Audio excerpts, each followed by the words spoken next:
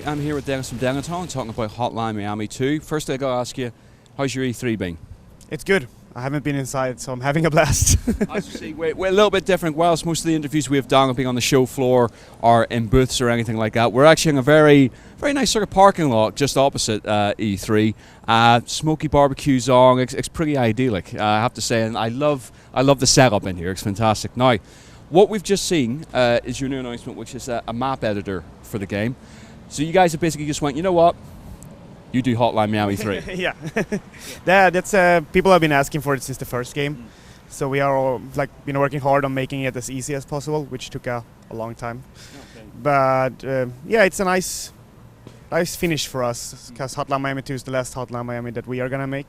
Yeah. So it's like, okay, we're done. You can take it, do whatever you want with it. It's nice. It's a nice sort of handover point. I mean, because this is turned into such a phenomenal classic, basically, that does feel like you're handing off. This is a thank you to the fans, yeah? Yeah, exactly. Yeah, exactly. Now, with the map editor, can you just sort of walk us through how it works, how it operates, how you guys have sort of got around designing it? Yeah, we tried to make it as simple as possible.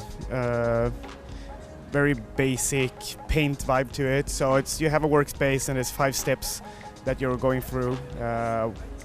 And it's like you first build your room, then you add your items, your enemies, and it's pretty much just drag and drop. Yeah. And all the things you need to know is always on screen. Yeah, just trying to make it simple, not scare people off with this like crammed interface or anything like that. But we are hoping to add like tweaks as much as possible for people that want to dig deeper. Now, you say, so you got the workspace and you can't create anything bigger than that workspace. So even if it's a multi-layered building, those rooms all have to fit within that workspace. Yeah, it's important that people know that it's a Hotline Miami level editor and not a top-down shooter. Yeah. So you can't make like a free roaming or a sneak game. It's always gonna be that fast-paced, build small rooms, make puzzles, and work with the AI of the enemies. So. Okay, excellent. Now, I mean, how do you guys feeling? How do you feel yourself? Sort of like, because you said at the start, this is you guys signing off. I mean, what's your thoughts on the series, on the franchise now? I mean, looking back on Hotline Miami. I'm super proud of it. First and foremost, we have been making both the first game and the second one exactly the game that we wanted to make. Don't really care so much about what people think. Just making it personal and interesting for us. And yeah, the first game, it was such a surprise that people actually enjoyed it that much, because we thought like, okay, some may think it's cool like we do.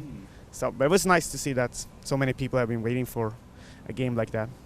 Is there that sort of Is there that sort of pressure on you guys when you're making Hotline Miami 2 that you have to better the first one? But because you were saying there, it's what you guys want. So it's very much like, well, we know what we're going to do and we're just going to do it. Simple as. Yeah, a lot of the characters and the story elements and stuff like that was already planned out when we did the first game. Just me and Jonathan expanding on the story for us. Just like so we always felt like if the first game works, people buy it. We could do a sequel and wanted to make. You guys had from very off, even before the first game was out, you had an idea of restructuring it so it was multiple characters, multiple masks. Yeah, it's more like just us fleshing out the story, because the story is very vague, but we have a lot of details and a lot of thoughts into how we make it. Okay. And music's such a huge part of this experience. What are you guys doing for the second one? More.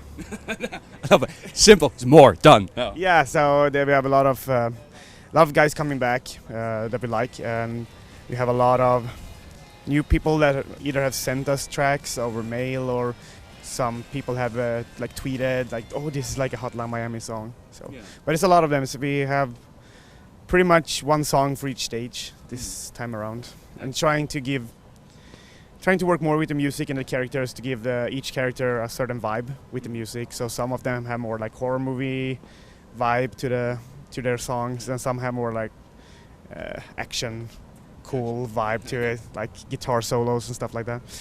Now, this originated on PC, obviously. Now, for myself personally, I got into it through the PS Vita version, and it has basically stayed on my Vita ever since. I mean, how you guys approach the sort of? Are you guys even considering like the sort of multi-format approach, or is it you design it and that's all you have to worry about? No, we design it for PC when we make it for PC, but also we designed it with controller right away. So I think it's quite straightforward. The whole. Yeah, done. Well, yeah, as I say. Now, in sort of wrapping up, then, I mean, what's the roadmap? You leave this gorgeous area. You head back home to continue work on it. What's the roadmap for the next few weeks ahead? 1 week of vacation, and then it's just back to work. Six days a week, all week, all hours within 1 day. And have you got thoughts about what you're going to do next once you say goodbye to Hotline Miami? Yeah. I guess we kind of. No. Yeah, but we have a whole new franchise. It's gonna be totally different, but when you see it, you will know it's us. Excellent. So, always good. Listen, pleasure talking to you. All the best. Thank you.